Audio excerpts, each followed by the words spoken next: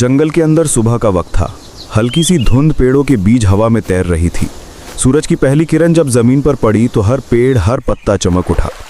इस शांति के बीच एक माँ एलिफेंट अपने छोटे बेबी के साथ नदी के किनारे जा रही थी। बेबी एलिफेंट मस्ती में कूदता, पानी उछलता और माँ के आसपास घूमता जा रहा था। माँ उसे प्यार भरी नज़र से देख रही थी, लेकिन उसे क्या पता था कि इस सुकून भरे दिन के नीचे घासियों के अंदर मौत घटी बैठी है। एक विशाल पाइथन 40 फुट लंबा जो उनका इंतजार कर रहा है। पाइथन के शरीर का हर इंच हिल रहा था। उसकी चमकदार खाल से सूरज की रोशनी टकरा के छोटी सी चमक निकलती। उसकी आंखें लाल चमक रही थी और ज़मीन उसके हर सरकने पर हल्की सी कंप रही थी। जंगल के छोटे प्राणी चुप हो गए थे, जैसे सबको अंदाज़ा था कुछ बुरा होने वाला है।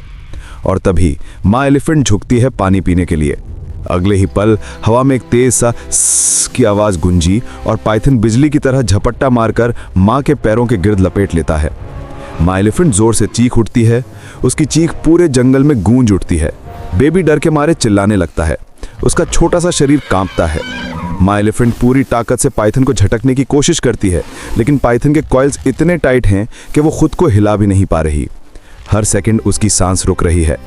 पाइथन के दांतों से खून के छोटे निशान नजर आते हैं और माँ की आंखों में आंसू भर आते हैं।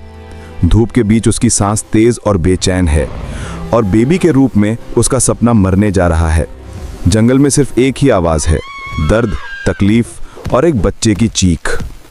2 किलोमीटर दूर एक एनिमल रेस्क्यू बेस है जहां टीम फॉरेस्ट सेंसर्स से एरिया मॉनिटर कर रही होती है। सडनली एक रेड लाइट ब्लिंक करती है। Distress sound detected, elephant distress frequency. Team leader Rahul तुरंत उठता है। Team gear up, we have a giant animal attack in zone 9B। एक सेकंड में पूरा कैंप एक्टिवेट हो जाता है। रेस्क्यू जीप स्टार्ट होती हैं, ड्रोन उड़ता है और सब अपने इक्विपमेंट रेडी करते हैं। Tranquilliser guns, ropes, medical kits, nets. जंगल के रास्ते में उनकी जीप्स तेज रफ्तार से दौड़ रही होती हैं।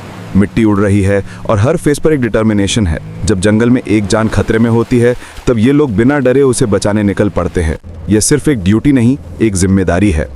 रेस्क्यू टीम साइट पर पहुंचती है और सामने वो मंजर देखकर सब कुछ सन्नाटा छा जाता है। माँ एलिफेंट जमीन पर गिरी हुई है। पाइथन ने उसे चारों तरफ से कस रखा है। बेबी एलिफेंट चिपक कर चीख रहा है। राहुल कहता है, टीम स्टे काम, फोकस्ड रहो, if we panic we lose her. एक मेंबर पाइथन के सामने फ्लेयर गन छोड़कर उसका ध्यान हटाता है। एक तेज आग की चमक पाइथन के सामने पड़ती है और वो गुस्से में हिस करता है। उसका सर हवा में उठता है और वो एक रेस्क्यूअर पर हमला करता है। वो रेस्क्यूअर मुश्किल से पीछे कूदकर बच जाता है। दूसरी तरफ टीम पाइथन के शरीर के कॉइल्स में रोप्स डालकर लूजन करने लगती है, पर पाइथन बहुत पावरफुल है। उसका एक मूवमेंट ही माँ एलिफेंट के शरीर को हिला देता है। हर सेकंड एक जंग जैसा है। सडन में पाइथन और टाइट हो जाता है। माँ एलिफेंट की सांस रुकने लगती है।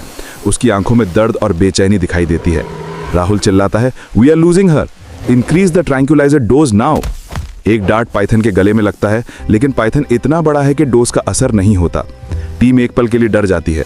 एक रेस्क्यूअर बोलता है, सर अगर अब हम पीछे हट गए तो दोनों मर जाएंगे। राहुल कहता है, then we don't step back, not today. उनके चेहरे पर सिर्फ एक जुनून है, बचाना है चाहे कुछ भी हो जाए। उसकी आंखों में आंसू हैं। वॉइस ओवर हल्का हो जाता है। एक माँ के लिए उसका बच्चा सब कुछ होता है और एक बच्चे के लिए माँ ही उसकी दुनिया होती है। जंगल के नियम अलग होते हैं, पर प्यार सब जगह एक जैसा है। इस दर्द भरे पल में रेस्क्यू टीम और ज़्यादा जोर लगा रही होती है। एक फ्लेयर और थोड़ी जाती है, एक और डार्ट फायर होता है और पाइथन का ध्यान कुछ पल के लिए बदल जाता है। राहुल कहता है, this is our last chance. Team alpha, we cut the coils together.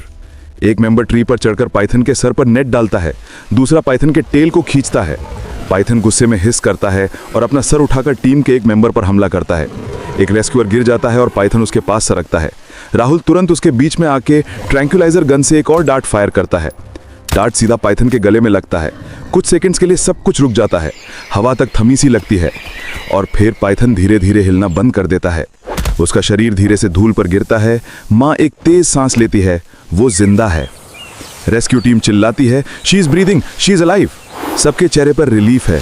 Baby elephant तुरंत माँ के पास दौड़ता है, उसके ट्रंक को छूता है और माँ अपनी ट्रंक से उसे उठाकर गले लगा लेती है।